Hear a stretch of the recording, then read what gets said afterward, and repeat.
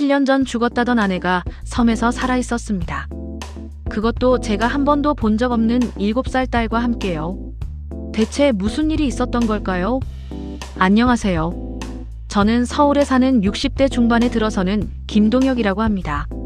할머니가 저 어렸을 적에 인생이 덧없다라는 말씀을 자주 하셨어요. 대체 덧없다라는 말이 무슨 뜻인지 그땐 알지 못했어요. 그런데 나이가 들어가니 그 말뜻을 조금은 알 것 같네요. 어쩌면 정말 할머니의 말씀처럼 인생은 참 빠르고 허무합니다. 참 덧없이 흘러가는 것 같아요. 오늘은 제가 큰맘 먹고 시간을 내어 한때 제 인생을 덧없이 보내게 만든 제 어머니 얘기를 해볼까 합니다.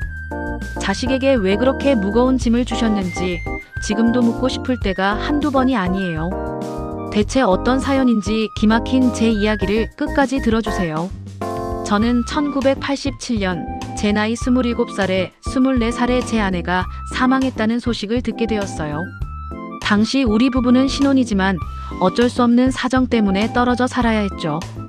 제가 중동 건설 노동자로 일을 하게 되어서 한국을 떠나야만 했거든요.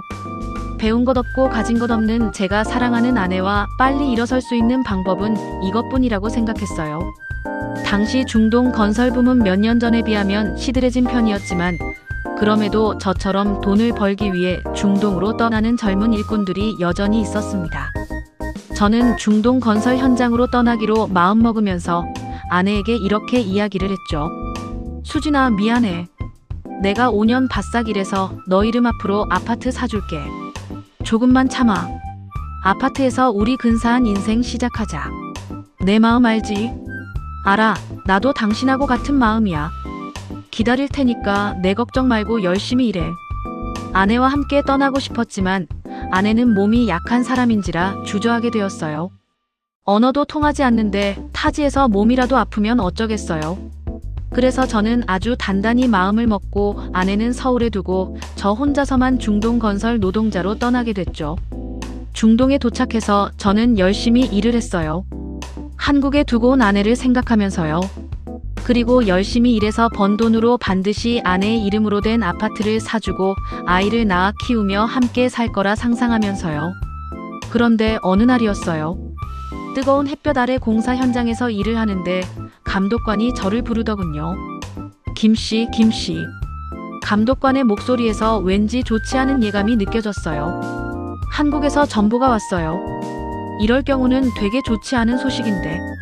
감독관의 얼굴에 이미 불안감이 가득했어요. 전보를 열고 내용을 읽어봤더니 감독관의 말이 맞았어요. 그런데 감독관의 생각보다도 더 센 얘기가 담겨 있었습니다. 사랑하는 제 아내가 죽었다는 겁니다. 믿을 수가 없었어요. 아내의 편지가 사흘 전에 도착했거든요. 자신은 잘 있다면서 저보고 잘 지내고 있냐며 건강이 걱정된다면서 제 안부를 묻던 아내가 죽었다니요. 꼭 누가 장난을 치는 것만 같았습니다. 저는 감독관에게 사정을 해서 한국 장모님께 전화 한 통만 할 수 있게 해달라고 부탁을 드렸어요. 이게 무슨 소린가요? 전 믿을 수 없었어요. 당장 한국에 가겠노라. 한국에 보내달라고 감독관님께 부탁을 했습니다. 그런데 회사 측에서 안 된다고 하더군요. 그런 게 어디 있어요. 사람이 죽었는데요. 저는 감독관에게 진상을 부렸어요. 눈물을 흘리면서 소리를 질렀어요. 당신들 아내가 죽었어도 한국에 안 갈 거예요? 당신네 아내가 죽으면 갈 거잖아요. 저는 일꾼이라서 안 되는 거잖아요. 그런 법이 어딨어요. 그럼 제가 계약을 포기할 테니 보내주세요. 위약금을 달라고 하면 드릴게요. 몇 배 더 드릴 테니까 제발 저 좀 보내주세요. 저는 울부짖었어요. 아내가 죽었다는데 어떻게 이곳에서 그 소식을 듣고만 있어요. 당장 한국에 가야죠. 가서 떠나는 아내의 마지막 길을 봐야죠. 회사 측에서도 제 입장을 이해하지 못하는 건 아니지만 물리적으로 쉬운 일이 아니었어요. 회사 측에서도 그동안 이곳에서 일했던 노동자들 가운데 아내 상이나 가족상을 당한 사람이 없었으니까 더더욱 어떻게 해야 할지를 모르더군요. 그런데 더욱 힘든 게 중동에서 한국으로 가는 비행기가 바로 있는 게 아니잖아요. 지금이야 노동자들 가운데 가족상을 당하면 휴가를 주는 제도가 있지만 그 시절에는 그런 개념 자체가 없었어요. 감독관과 회사 관계자분들은 그런 제가 안타까웠는지 회의를 열었어요. 그리고 운이 좋게도 직원 중에 한 사람이 미국 출장 계획이 있다더군요. 그 직원과 함께 미국으로 가서 저만 미국에서 한국으로 가는 비행기를 타라고 하더군요. 아내가 죽었다는 전보를 받고 이틀이 지난 후에야 저는 중동 현장 직원이 출장을 가는 미국으로 따라가서 미국에서 한국으로 가는 비행기를 탈 수 있었죠. 회사 측에서는 안 되는 일을 해준 거라면서 엄청 생색을 내더군요. 한국으로 가는 그 이틀 사이에 제가 할 수 있는 일은 아내를 위해 눈물을 흘리는 일밖에 없었어요. 그렇게 전 아내가 죽었다는 소식을 듣고 난 뒤 나흘 만에 한국에 도착을 했죠. 아내의 장례식은 어떻게 됐을까? 아직도 치러지고 있을까? 여러 생각들을 하면서 비행기에서 내리자마자 저는 공중전화로 달려가서 장모님 댁에 전화를 걸었어요. 장모님이 전화를 받으시더군요. 장모님, 저 김서방입니다. 방금 한국에 도착했어요. 장례식장이 어디예요? 저 어디로 가면 됩니까? 온몸에 땀범벅이 되어 장모님과 통화를 하는데 장모님은 차분한 말투로 장례식도 끝나고 발인까지 마쳤다고 하시면서 훌쩍이시더군요. 저는 장모님 댁으로 곧장 달려갔어요. 장모님은 저를 보더니 눈물부터 흘리시더라고요. 말씀해 주세요. 내 딸이 자동차에 치여서 고통이 얼마나 컸을까? 그 여린 것이 자동차에 치였을 때 뭘 생각했을까? 내 딸, 사랑하는 내 딸이 하늘나라로 갔다네. 장모님은 아내가 죽은 자초지종을 들려주시면서 오열을 하셨어요. 한참 동안 말을 잇지 못하셨죠. 아내는 종종 친정에 와서 장모님과 시간을 보내다 갔다고 합니다. 그날도 친정에서 시간을 보내고 집에 돌아가던 아내를 그만 음주를 한 운전자가 과속을 하면서 횡단보도를 건너고 있는 아내를 차로 치었다고 하더군요. 아내가 떠나는 마지막 길도 보지 못하고 마지막 인사도 전 못했네요. 아내가 죽게 된 사연을 듣고 전 장모님과 펑펑 눈물을 흘렸어요. 장모님이 그러시더군요. 자네가 중동에 있는데 어떻게 오겠나? 나도 내 딘을 이렇게 잃을 줄 알았겠나? 겨를이 없어서 발인까지 치른 후에야 그제야 자네한테 전보를 친 거야. 하늘로 간 내 딸도 이해할 걸세. 그리고 이렇게 왔으니까 됐어. 자네 온 거 내 딸도 알 거야. 지금처럼 핸드폰이 있었더라면 이 상황에 답답함이 덜했을 거예요. 당시 제 마음은 세상이 원망스러웠어요. 무거운 마음을 안고 장모님과 함께 저는 아내가 묻혀있다는 아내의 선산가족 묘를 찾아갔어요. 정말 아내의 무덤이 만들어져 있더군요. 저는 그 안에 잠들어 있을 아내를 생각하면서 펑펑 또 눈물을 흘렸죠. 그리고 무덤을 쓰다듬으며 말했어요. 여보, 미안해. 내가 미안해. 지켜주지 못해서 미안해. 장모님 말이 아내를 자동차로 친 사람은 감옥으로 이감이 됐다고 하더군요. 마음 같아서는 그 사람을 찾아가서 멱살을 잡고 흔들어버리고 싶었지만 갈 수가 없었어요. 다음 날이면 저는 비행기를 타고 미국으로 가서 중동 현장 직원을 만나 다시 중동으로 되돌아가야 하니까요. 저는 그렇게 슬픔을 안은 채로 억울한 채로 중동 건설 현장으로 되돌아가야만 했죠. 중동으로 돌아가서 저는 한동안 방황을 했어요. 아내 생각 때문이에요. 저는 아내를 잊기 위해서 몸부림을 쳐야만 했습니다. 일을 더 열심히 하고 쉬는 날에는 운동만 하면서 정신을 다른 곳에 팔려고 엄청 노력을 했어요. 때로는 아내의 사진을 보면서 울고불고 했지만 제가 운다 한들 죽은 아내가 살아 돌아올 일이 없잖아요. 그렇게 시간은 흘러만 가더군요.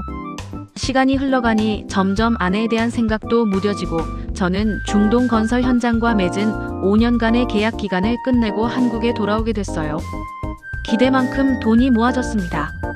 정말 이 돈이라면 한국에서 작은 아파트를 사서 아내와의 약속을 지켰을 거예요. 지금쯤이면 중동에서 번 돈으로 내 집을 마련하자고 아파트를 보러 다녔을 것이고 웃으며 가족 계획도 세웠을 거예요. 그렇게 아내와 알콩달콩 행복하게 살았을 텐데요. 아내는 뭐가 그리도 바빴을까? 아내를 원망하면서 때로는 아내를 추억하면서 저는 한국에서의 생활을 다시 시작했어요. 중동 건설 현장에서 열심히 일한 결과 저는 한국에서 꽤나 좋은 건설 회사에서 스카우트 제의를 받았어요. 건설 회사에서는 중동에서 얻은 저의 좋은 평판과 저의 기술을 보고 함께하자는 제의를 해왔죠.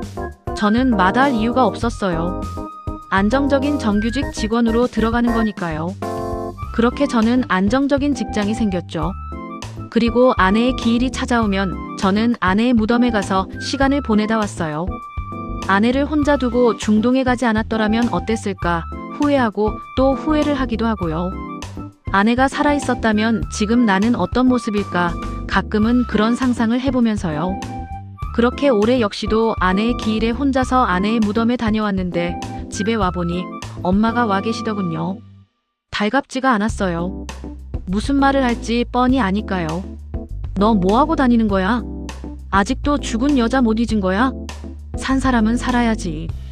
언제까지 바보 등신처럼 그럴 거야? 내가 이런다고 누가 알아줘?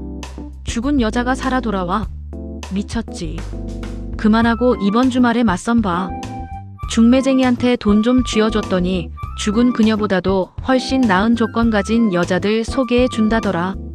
그리고 요번에 맞선 볼 여자가 잘 안 되면 또 다른 여자도 소개해 준대. 내가 사별은 했어도 자식이 없잖아. 집이 없어. 게다가 대기업 다니니까 직장도 좋다면서 소개해줄 여자가 줄줄이 있다더라. 사별한 너랑 다르게 시집도 안 간 처녀라고. 꼭 가서 만나봐. 장소랑 시간은 메모에 적어서 식탁에 올려놨다. 엄마 얼굴에 먹칠하지 말고 꼭 나가서 만나봐. 엄마는 그렇게 말씀하시면서 가시려고 하더군요. 순간 저는 화가 밀려왔어요. 앞으로의 결혼 계획은 생각해보지도 않았는데 엄마가 자꾸 이러니 부담스럽고 불쾌했거든요. 저는 딱 부러지게 얘기를 했어요. 엄마, 그만 좀 하세요. 죽은 사람에 대한 예의 좀 갖추세요. 뭐? 죽은 사람에 대한 예의? 넌 엄마에 대한 조상에 대한 예의 좀 갖춰. 때를 이어야지. 훗날 조상들 얼굴을 어떻게 보려고 그래. 너 나이만 많지 않아. 세상 가기 전 아니면 하루라도 빨리 결혼해서 가정 꾸리고. 지금은 엄마 말이 듣기 싫어도 시간 지나봐라. 너 나한테 고맙습니다 하고 넙죽 절할걸. 남자가 어떻게 혼자서 평생을 산다고. 청승을 떨어. 남자든 여자든 혼자 사는 거 아니야. 빨리 결혼해. 그럼 다 잊게 되는 거야. 엄마, 제 인생이에요. 제가 알아서 할 테니까 나서지 마세요. 제발요. 저는 제 방으로 문을 쾅 닫고 들어가 버렸죠. 그랬더니 엄마가 제 방까지 쫓아오셨더군요. 제 방문을 벌컥 여시더니 이제는 역정 대신 저를 아이처럼 타이르시는 겁니다. 동혁아, 한 살이라도 어렸을 때 가야지. 그래야 신부 나이도 어려서 아이도 잘 낳을 거 아니야. 안 그래? 아들, 엄마 말이 맞아. 길 가는 사람들 잡고 물어봐. 이 엄마 말이 맞는지 틀린지 말이다. 산 사람은 살아야지. 그러니까 제발. 순간 화가 치밀어 올라버렸어요. 엄마, 오늘이 무슨 날인 줄이라도 아세요? 제가 오늘 이런 얘기 들으면 더 심장이 터져요. 그러니 제발요. 엄마는 그제야 오늘이 아내의 제삿날인 걸 눈치채셨죠. 오늘은 그만해. 오늘이 그년 제삿날이구나. 청승이 따로 없다. 죽은 년 제사 지내주면 누가 알아준다든가. 돌아오냐고. 엄마는 그렇게 말씀하시면서 절 답답해 하셨어요. 그녀는 결혼한다고 인사 올 때부터 내 마음에 안 들더니 아주 죽어서도 내 속을 썩이네. 엄마는 늘 하던 레퍼토리를 던지시고 현관문을 쾅 닫고 나가시더군요. 사실 저는 다 알고 있었어요. 엄마가 아내에게 심하게 시집살이를 시켰던 거요. 그래서 제가 중동 건설 현장을 가기로 마음먹기 시작할 때부터 중동으로 떠나는 전까지도 고민이 많았어요. 엄마를 생각하면 아내를 데리고 중동으로 가고 싶었지만 여린 아내가 낯선 땅 중동에 와서 고생하는 것보다야 그래도 이곳이 낫다고 생각해서 아내를 한국에 남겨두고 간 거였는데요. 이런 결말이 날 기다리고 있었을 줄이야 꿈에도 상상하지 못했어요. 엄마가 일방적으로 맞선 자리를 잡았지만 전 나가지 않았어요. 그 후로도 여러 차례 자리를 마련했고 약속이 어긋나면 저에게 와서 엄마는 폭언을 던지셨습니다. 저는 여전히 재혼할 마음이 없어서 맞선 자리에는 한 번도 나가지를 않았어요. 그렇게 아내가 죽고 7년의 시간이 지나 1994년이 되었어요. 중동을 다녀온 이후 그러니까 아내가 죽은 후로 중학교 동창 모임을 가지지 않았는데 그 해에는 옛날 친구들이 참석을 하라면서 저를 차더군요. 그래서 올해는 잠깐 얼굴만 비치고 와야지 하는 마음으로 참석을 하기로 마음먹었죠. 아주 오랜만에 참석한 모임에는 중학교 동창이자 어린 시절부터 동네 친구로 자란 재민이가 나왔더군요. 제 결혼식 이후로 처음 보는 재민이요. 재민이는 미국으로 유학을 다녀온 후로 저처럼 동창들과 연락이 끊겼다가 올해 처음으로 나왔다고 하더군요. 재민이는 지금 잘나가는 사진작가가 되어 있었어요. 어려서부터 자유로운 영혼이었던 재민이는 역시나 자유롭게 살고 있더군요. 동창 모임이 끝나고 재민이와 저는 오랜만에 회포를 풀 겸 둘만의 술자리를 가졌고 이런저런 이야기를 나눴죠. 저는 제 직업인 건축에 대한 얘기를 하고 재민이는 미국 유학 생활과 자신이 요즘 찍고 있는 사진들에 대한 얘기를 했죠. 재민이는 미국 유학 생활을 접고 한국 여기저기를 돌아다니면서 사진을 찍고 있다더군요. 재민아, 넌 유복한 큰 집안에서 자라서 우리 동네에서 아마 너 혼자 미술학원 다녔을걸. 그러더니 결국은 예술하네. 한국에도 사진 찍을 곳 많지. 그럼 많지. 내가 유학하던 미국도 좋지만 우리나라처럼 멋진 곳은 없더라. 특히 난 자연을 많이 찍으러 산이나 바다, 들, 섬 이런 것들을 많이 찾아다녀. 참, 내 사진들 좀 볼래? 재민이는 자신이 늘 가지고 다니는 카메라에 찍힌 사진들을 보여주었어요. 자연을 담은 풍경 사진은 너무나 좋았어요. 내가 사진에 대해선 잘 모르지만 좋다. 은근 힐링도 되네. 전시회 하면 초대해. 내가 꼭 갈게. 한두 잔 술을 홀짝거리면서 이런저런 이야기들을 주고받다가 다음엔 가족에 대한 얘기로 자연스럽게 넘어가게 되었죠. 임마, 넌 결혼 안 해? 일만 할 거야? 어찌 결혼 소식이 없어? 내가 아닌가 보지. 결혼 날짜 잡히면 너한테 제일 먼저 얘기할게. 너 결혼식 내가 사진 찍어줬었는데 넌 내 결혼식에 뭐 해줄래? 재민이가 그렇게 묻더군요. 저는 전혀 기억을 못하고 있었어요. 뭐? 내 결혼식에서 내가 사진을 찍어줬다고. 아, 그걸 기억 못해? 내가 너 결혼 사진 찍어줬잖아. 진짜 서운한데. 그러고 보니까 사진까지 찍어줬는데 술 한 잔도 안 사고 중동으로 떠났네. 그러는 넌 냅다 미국으로 갔잖아. 맞아요. 결혼하고 오래되지 않아 제가 건설 현장으로 가는 바람에 정신이 없어서 친구들에게도 제대로 인사도 없이 훌쩍 중동으로 떠나버렸죠. 재민이도 마찬가지였죠. 갑자기 미국으로 유학을 떠나버렸죠. 이런저런 얘기를 나누다가 갑자기 생각났다는 듯 재민이가 얘기를 꺼냈어요. 참, 내가 얼마 전에 섬에 들어갔다가 사진작가로서 내 인생 사진 몇 장을 건졌는데 말이야. 그 섬에서 내 아내 봤어. 여행 온 것 같던데. 멀리서 인사하려고 내가 다가가려는데 내 아내는 어디 급하게 갈 데가 있는지 빠른 걸음으로 가버리더라고. 타이밍을 못 잡아서 놓쳤어. 그 섬은 아직 관광객들에게 많이 알려지지 않았는데 내 아내는 어떻게 알고 그 좋은 섬에 여행을 갔대. 저는 재민이 말에 그저 웃음을 지어 보였어요. 그리고 흘리는 말로 착각이겠지 하고 넘어갔습니다. 아직 재민이에게 제가 사별했다는 얘기를 하지 않았거든요. 저는 이야기의 화제를 다른 얘기로 넘기려고 했지만 재민이는 아내 얘기를 계속 이어갔어요. 뭐? 내가 내 아내 얼굴을 착각했다고? 아니야. 내가 내 결혼식 날 사진 찍어줬잖아. 이래봐도 내가 눈썰미 죽이는 사진작가라고. 근데 내 아내 얼굴을 착각할 세영이네 와이프 맞다니까. 그러니 저는 할 수 없이 재민이에게 사실을 털어놓았어요. 내 아내 죽었어. 내가 중동 가서 자리 잡은 지 몇 개월 되지 않아서. 순간 재민이와 저 사이에 정적이 흘렀어요. 제 표정에서 진심이라는 걸 재민이가 느낀 것 같았어요. 설마 진짜요? 에이, 장난이지. 재민이가 놀라더니 진짜 죽은 거 맞냐는 말을 몇 번이고 물어봤어요. 제가 그렇다고 계속 대답하자 재민이는 말도 안 된다는 말을 계속 중얼거렸어요. 아니, 그럼 내가 귀신을 본 거란 말이야? 그 사람 분명 내에 맞았는데. 닮은 사람을 본 거겠지. 내가 내 아내 봤다고 해도 한참 전인데 정확하게 얼굴을 기억하겠어?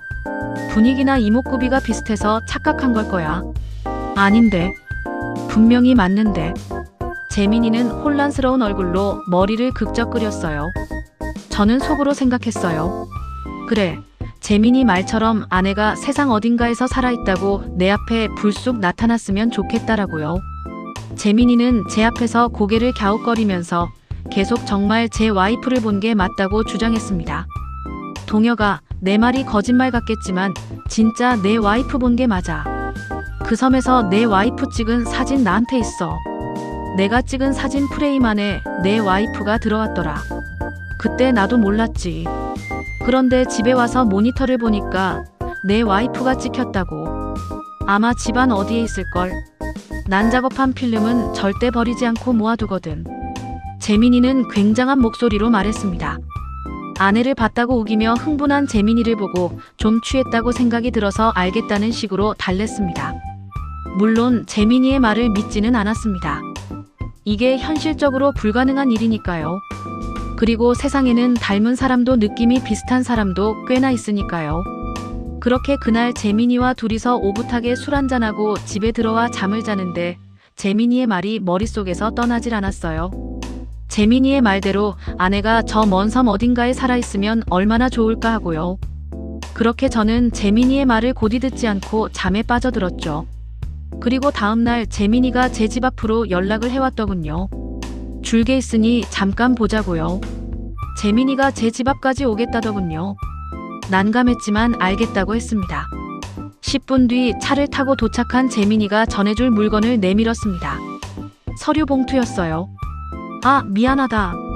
내가 출사 약속이 있어서 가봐야 돼. 이것만 전해주려고 들렀어. 이 사진 확인해봐. 꼭. 재민이는 그렇게 말하면서 급하게 가버리더군요. 저는 재민이가 준 사진 봉투를 들고 집에 들어왔어요. 그리고 큰 기대 없이 봉투 안을 열어 사진을 봤죠. 저는 순간 기절할 뻔했어요. 눈을 비비고 사진을 다시 들여다봤어요. 그리고 또다시 봤어요. 아무리 봐도 이 사진은 아내가 맞았어요. 사진 속 아내가 쓰고 있는 밀짚 모자는 제가 선물로 사준 모자였어요.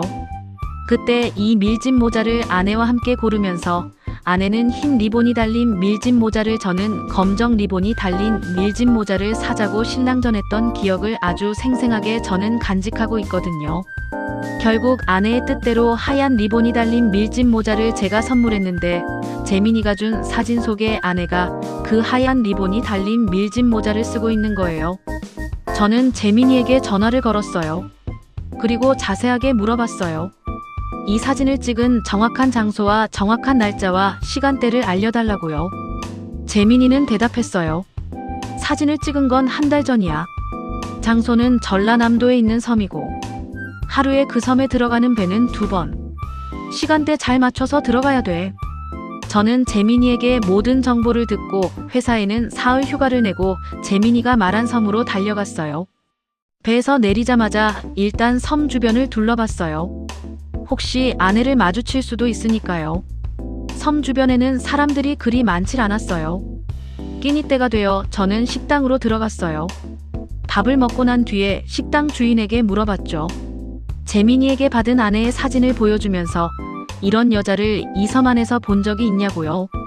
식당 주인은 사진을 보자마자 아는 척을 했어요. 아이고 알죠. 알다마다요. 민서 엄마잖아요. 바다 쪽에 살고 있는데 왜요? 민서 엄마랑은 무슨 관계세요? 무슨 일이래요? 왜 찾는데요? 식당 주인은 저에게 관심을 보였어요. 그러면서 아내가 지금 살고 있는 집을 자세히 알려주더군요. 그때부터 제 심장이 2배로 뛰기 시작했어요. 재민이 말이 맞구나. 정말 아내가 살아있구나. 이때는 아내가 살아있다는 설렘에 아내와 장모님이 왜 내게 이런 거짓말을 했는지까지 생각이 닿지 않았습니다. 그저 아내를 볼 수 있다는 생각뿐이었죠. 저는 식당 주인이 가르쳐준 아내의 집으로 쏜살같이 달려갔어요.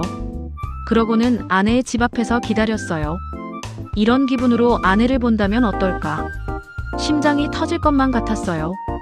문을 두드리는 손길을 내뻗는 것조차 긴장될 정도였어요. 그렇게 한참을 아내의 집 문 앞에 서 있었죠. 마침내 용기를 내서 문을 두드리는 순간 집안에서 인기척이 들렸어요. 그러고는 아내가 문을 열고 나왔어요. 저는 어느 정도 마음의 준비를 했기 때문에 생각보다는 덜 놀랐어요. 그저 시간이 멈춰버린 듯 했죠. 저를 본 아내는 순간 얼음이 되어버렸어요. 아내의 눈에는 놀람과 당혹스러움이 가득했어요. 저는 느낄 수가 있었어요. 아내와 저 사이에 한참 동안의 정적이 흘렀어요. 제가 먼저 말을 했어요. 수진아, 진짜 수진이 맞지? 아내는 대답 대신 눈물을 흘렸어요. 얼마나 놀랐는지 말을 잃어버린 사람 같았어요. 저는 아내의 두 어깨를 쥐어잡고 마구 흔들어댔어요. 화가 나기 시작했어요. 이렇게 멀쩡히 살아있는데 왜 제 곁을 떠났으며 그것으로도 부족해서 왜 죽었다는 거짓말을 했는지요. 저는 쉴 새 없이 질문을 쏟아부었어요. 너 뭐야? 지금 여기서 뭐 하는 거야? 죽었다면서? 장례까지 치렀다면서? 묘도 있잖아. 난 해마다 내 묘소 가서 널 추억하고 있는데 널 아직도 잊지 못하고 그리워하는데 그런데 넌 이렇게 멀쩡히 살아있어. 대체 이유가 뭐야? 내가 너한테 뭘 잘못했는데? 왜 이래야만 하는데? 말해봐. 내가 이해할 수 있게. 당장 말해보라고. 저는 그동안 쌓인 말과 감정들을 모두 뱉어냈어요. 고래고래 소리를 질러도 분이 풀리지 않았어요. 저는 제 주먹을 벽에 내리쳤어요. 당연히 손이 아팠지만 가슴속에 쌓인 응어리가 어느 정도 내려가는 것 같았어요. 하지만 아내는 그때까지도 뛰는 심장을 주체하지 못하고 있더군요. 저는 주저앉아 있는 아내를 일으켜 세우고 일단은 아내를 안았어요. 꽉 껴안았어요. 이 느낌, 내 아내가 맞았어요. 아내와 저는 서로를 부둥켜 안고 한참 동안 뜨거운 눈물을 흘렸어요. 이게 정말 꿈인지 생시인지 믿어지지가 않았어요. 저는 또 아내에게 물었어요. 너 정말 박수진 맞지? 내 아내 박수진 맞지? 아내의 목소리가 들려왔어요. 당신 아내 맞아. 아내는 저보다 더 많은 눈물을 흘리고 있었어요. 죽었다던 사람이 이렇게 살아있다고. 그리고 이렇게 만나다니. 저는 제 뺨을 때려봤어요. 맞아요. 이건 정말 현실이었어요. 제 앞에 죽었다던 아내가 이렇게 멀쩡하게 살아있었어요. 제 감정을 진정시키고 나자 이제는 이성적 생각이 물밀듯이 밀려오기 시작했어요. 아내가 살아있다는 걸 알게 돼서 너무나 고맙고 기쁜 일이지만 왜 이런 일이 벌어진 건지 저는 궁금했어요. 그리고 배신감도 함께 밀려들었어요. 저는 아내를 추궁했습니다. 왜 그런 건지. 왜 죽었다는 거짓말로 내 곁을 떠났는지. 이렇게 살아있으면서 대체 왜 그런 건지 설명해줘. 내가 이해할 수 있게. 일단 집으로 들어가자. 손등이 다쳤잖아. 왜 내가 떠날 수밖에 없었는지도 다 설명해 줄게. 아내는 그 이유를 알려주겠다며 저를 자신의 집으로 데리고 들어갔어요. 아내는 벽을 치다가 다친 제 손에 상처를 소독을 해줬어요. 그리고 아내는 제가 궁금해하는 모든 것을 막 해결해 주려고 하는데 한 여자아이가 방으로 들어와서는 아내에게 엄마라고 하더군요.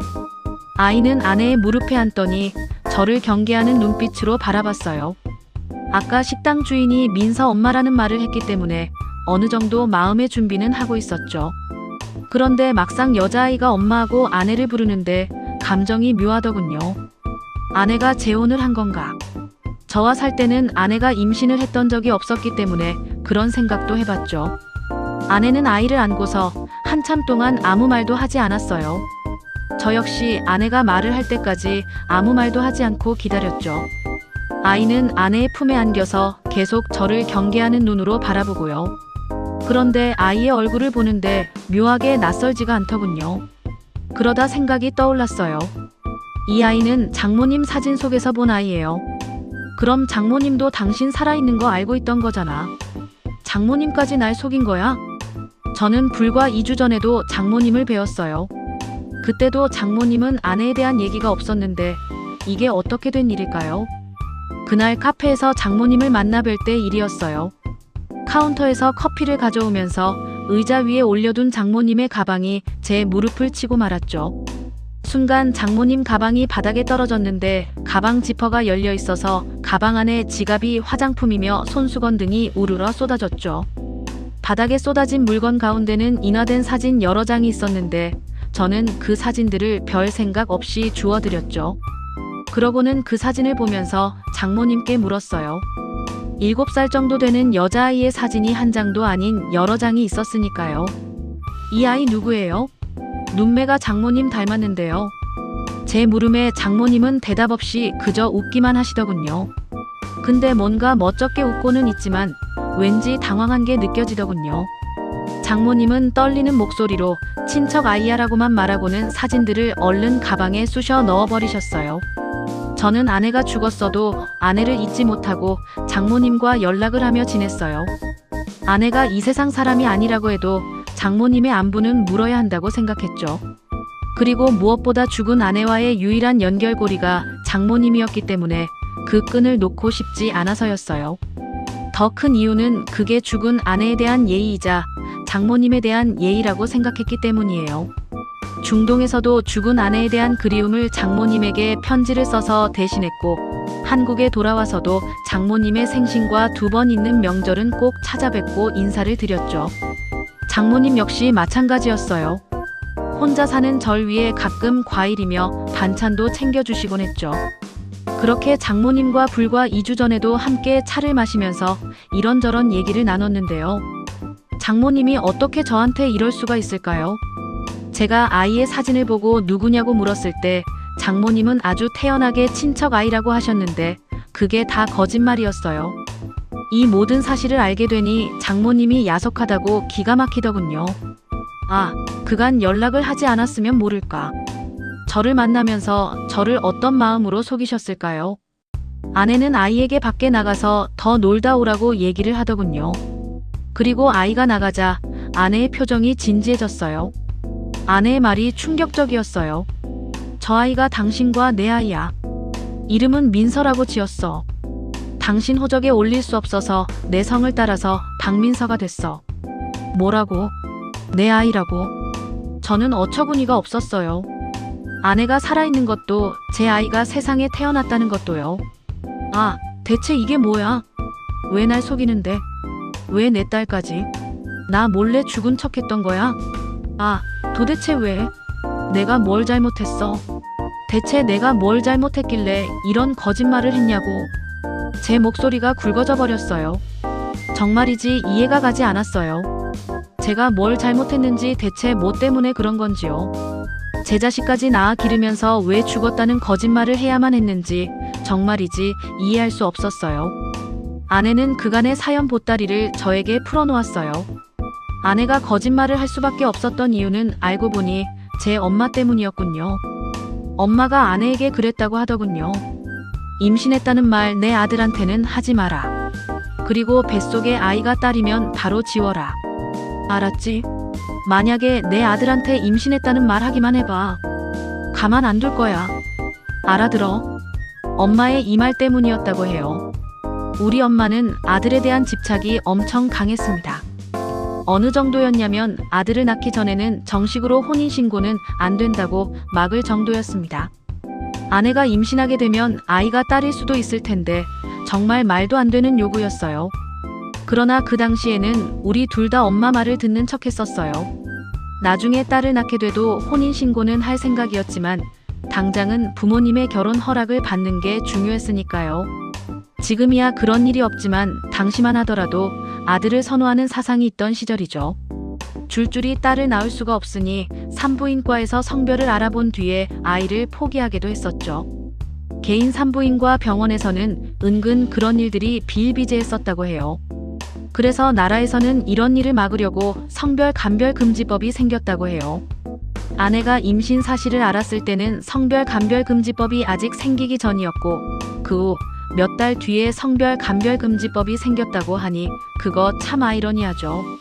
제가 중동으로 떠나고 아내는 임신 사실을 알게 되었고 바로 엄마에게 임신 사실을 말씀드렸다고 해요. 그런데 엄마는 기쁨보다는 염려가 앞서더니 이렇게 말씀하셨답니다. 동혁이한테 아직 비밀로 해라. 만약 딸이면 낳지 말아라. 꼭 그래. 아내는 저한테 임신 사실을 말할 수 없었다고 해요. 그리고 병원에 갔더니 뱃속에 아이가 딸이라고 하더래요. 아내는 겁이 났겠죠. 엄마가 아이를 낳지 말라고 할까 봐서요. 그러나 성별에 집착하는 엄마는 아내가 병원에 갈 때도 따라가겠다고 우겨서 결국에 아기의 성별을 알아냈습니다. 딸인 걸 알자 엄마는 한약을 지어오셨다고 해요. 이거 먹어라. 애 떨어지는 약이다. 수술하는 것보다 100번 낫겠지. 하루라도 빨리 먹어야 내 몸에 좋다고. 미적미적 거리지 말고 빨리 먹어. 그리고 얼른 회복해야 할 거 아니야. 몸도 말라서. 아이고, 내가 이럴 줄 알고 결혼 반대했던 거야. 엄마의 말에 아내는 당황하지 않을 수 없었다고 해요. 어떻게 뱃속에서 자리를 잡고 자라고 있는 아이를 낳지 말라고 하는지요. 아내는 너무나 무서워서 장모님 집으로 도망을 갔다고 해요. 아이를 낳지 말라는 엄마의 말 때문이기도 하지만 엄마의 시집살이가 너무 심해서 장모님 앞에서 펑펑 울었다고 해요. 그때 아내가 24살이었어요. 아기 어려도 한참 어린 나이죠. 장모님은 이때 아내가 죽었다고 거짓말을 한 거죠. 마침 선산에 최근에 묘를 한 묘소가 하나 있었는데 장모님은 그 묘소가 딸의 묘라고 하면서 연기를 한 거죠. 죽은 사이는 아내가 교통사고를 당해 흉하게 죽었다고요. 참혹해서 사돈을 보여줄 수 없어서 후다닥 장례 치르고 무덤을 만들었다고 울고 불고 애통해하면서 거짓 연기를 했더래요. 아들을 낳기 전까지는 안 된다고 반대하는 어머니 때문에 혼인신고를 안 했다 보니 속이기도 더 쉬웠을 겁니다. 엄마는 처음엔 장모님의 말을 믿지 않았다고 합니다. 그런데 묘소를 보고서 믿더래요. 묘가 만들어진 지 얼마 되지 않았으니까요. 그렇게 엄마를 속이고 혹시라도 엄마가 눈치를 챌까봐 심장이 두근두근거렸는데 아내의 가짜 묘 앞에서 엄마가 장모님에게 그러더랍니다. 오히려 잘 됐네. 내가 점을 봤더니만 그러더라고. 당신의 딸과 우리 아들 사이에는 딸만 줄줄이 5이 있다고. 하늘이 도왔네. 세상에 죽은 딸 앞에 묘 앞에서 잘 됐다고 박수치는 엄마를 보고서 장모님은 내 딸이 왜 그랬는지, 왜 시어머니를 그토록 무서워했는지 알겠다고요. 그리고 이런 거짓말을 한 게 잘한 거라고요. 그러고 나서 아내는 섬으로 떠나버린 거라고 해요. 아내가 간 섬은 장모님의 외가 식구들이 많이 살고 있는 곳이어서 그곳 친척들의 도움을 받아서 아내는 자리를 잡게 된 거죠. 아내의 계획은 아이가 성인이 될 때까지 숨어서 살려고 했대요.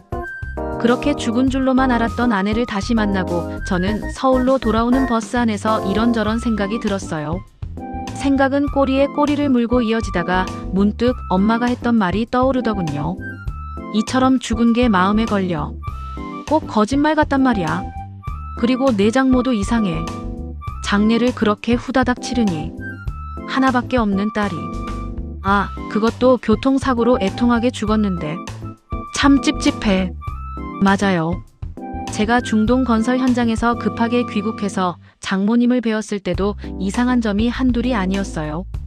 그때 저는 빨리 중동으로 돌아가야 했기 때문에 그리고 생각지도 못했던 일들이라 경황이 없었는데요. 이제 와 차근차근 생각해보니 이상한 점이 한둘이 아니었더라고요. 엄마는 이런 말도 하셨어요. 내가 말이다. 장례식장에 간다고 했더니만 내 장모가 오지 말래. 그래서 왜 그러냐고 내가 되물었더니 뭐라는 말이. 무당이 그러더래. 배 안에 아이를 가진 여자가 죽으면 시댁 식구들은 오면 안 된다. 아들한테 안 좋다는 거야. 어차피 아들은 산 사람이니 재혼해서 다시 대를 이어야 할 것 아니냐. 부정 타니까 오지 말라는 거지. 그때는 그게 잘 됐다고 생각했어. 왜냐면 널 위해서. 그리고 이번엔 약한 며느리 말고 짱짱한 며느리 얻어서 아들 봐야겠다고 생각했어. 근데 뭔가가 두고두고 찝찝한 거야. 장례식장 가서 내 눈으로 확인을 했어야 하나. 그래서 묘를 보여달라고 했더니 묘는 보여주더라. 그런데도 참 찝찝했어. 아직도 찝찝하다. 엄마의 말에 저는 당황했어요. 저는 아내가 임신했던 사실을 몰랐으니까요. 제가 되물었어요. 엄마, 그게 무슨 말이에요? 배 안에 아이를 가졌다요? 아내가 제 아이를 가졌어요?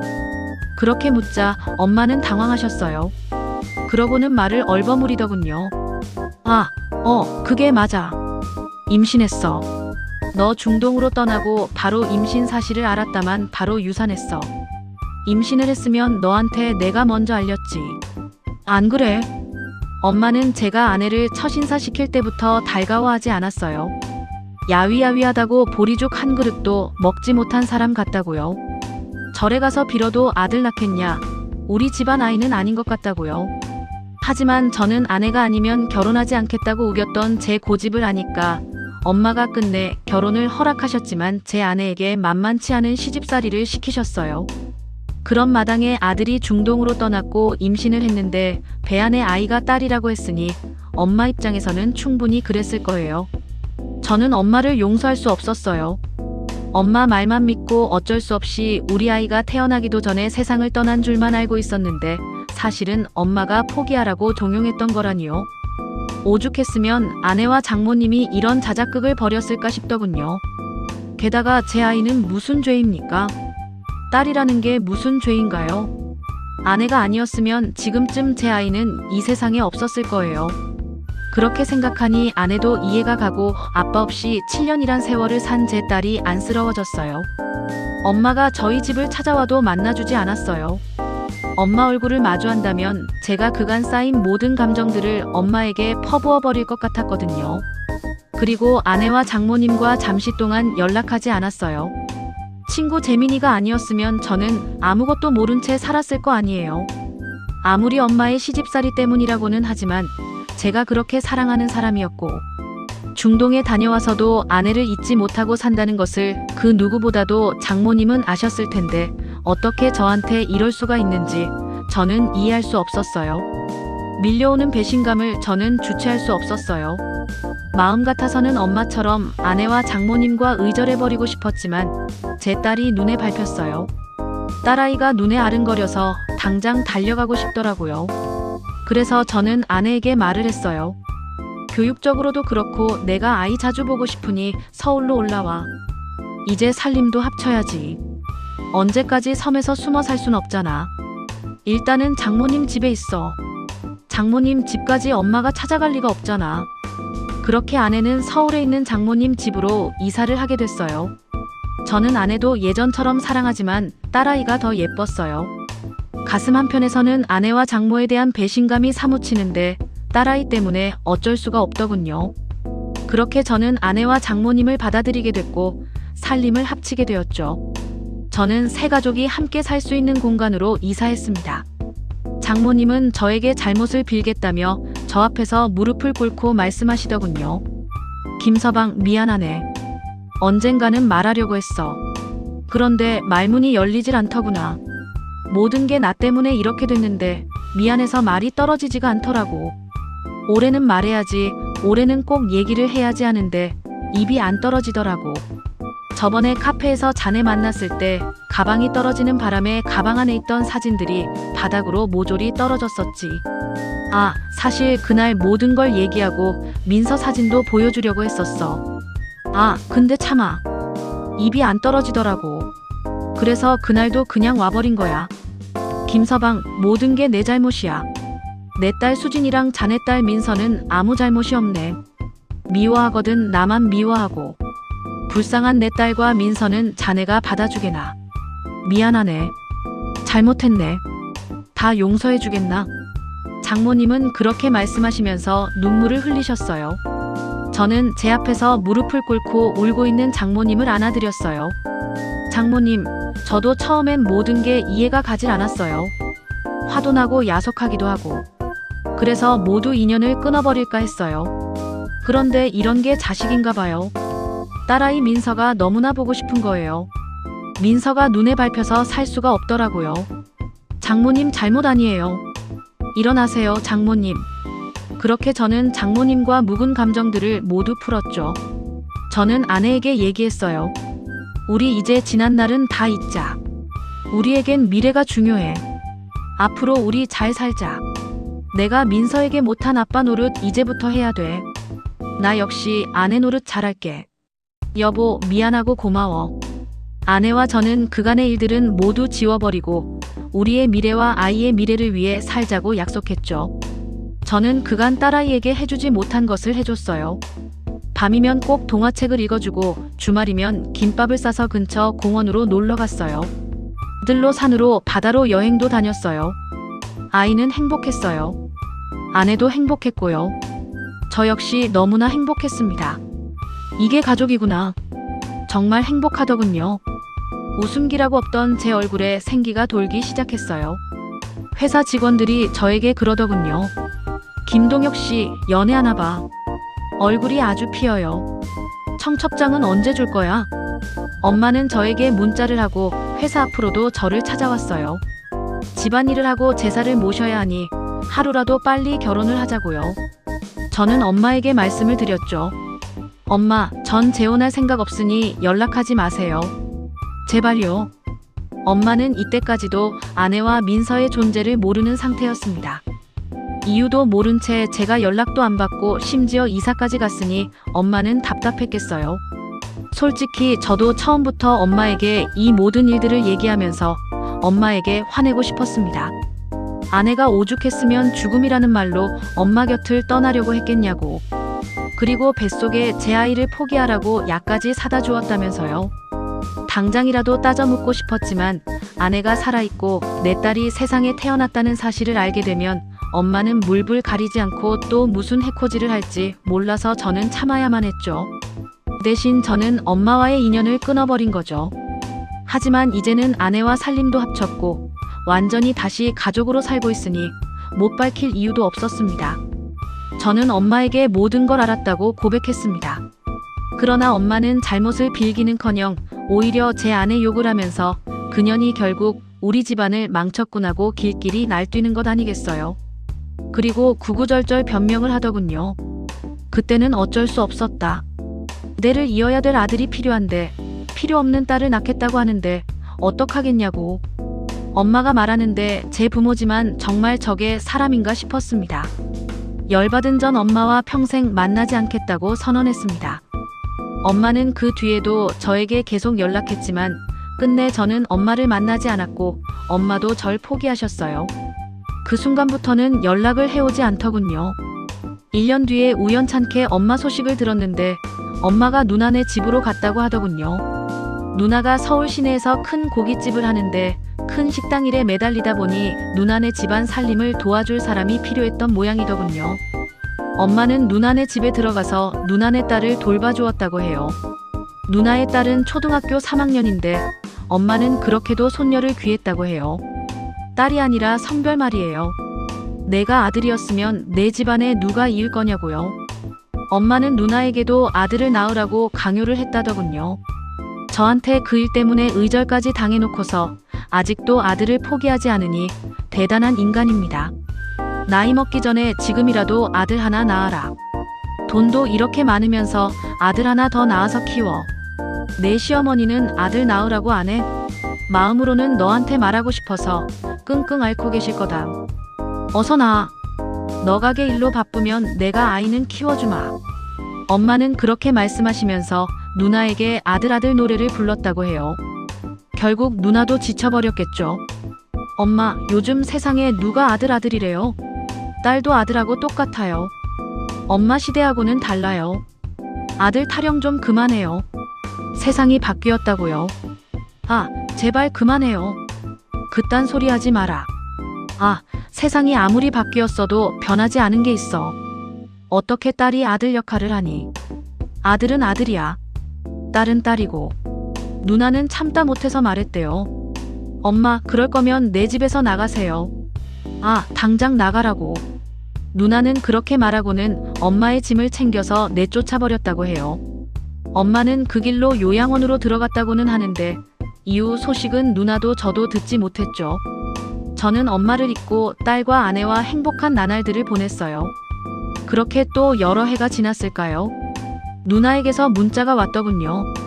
엄마가 돌아가셨다고요. 누나가 제게 물었어요. 엄마 혼자서 쓸쓸히 가셨는데 마지막 인사는 할래? 저는 대답하지 않았어요. 저는 엄마를 용서하지 않을 거거든요. 누나는 엄마의 장례를 혼자 치러주었다고 하더군요. 글쎄요. 언제가 될지는 모르겠지만 제가 엄마를 용서할 수 있을 때 그때 엄마의 묘에 찾아가 보려고 합니다. 그 후 많은 시간이 지났지만 저에게는 이 사연이 바로 엊그제 벌어진 일만 같아요. 무뎌질 때도 됐지만 잊히지가 않네요. 이런 제 사연 끝까지 들어주셔서 감사합니다. 모든 분들의 가정에 행복이 가득하시길 바랍니다. 안녕히 계세요.